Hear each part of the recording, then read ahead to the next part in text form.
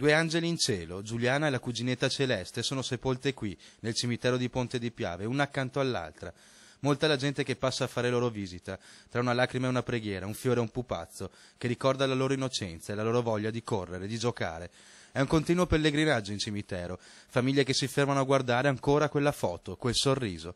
Persone che il padre Michele ha voluto ringraziare con un messaggio vocale inviato in redazione. Io e tutta la mia famiglia vogliamo solo ringraziare tutti quelli che hanno fatto sentire il loro affetto e la loro vicinanza.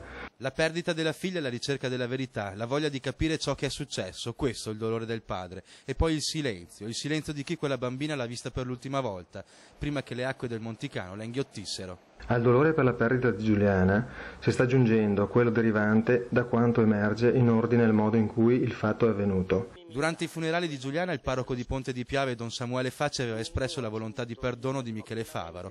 E ancora quel padre che si è dimostrato tanto forte di fronte a una simile tragedia non punta il dito contro nessuno, ma lucidamente invita tutti a non discriminare.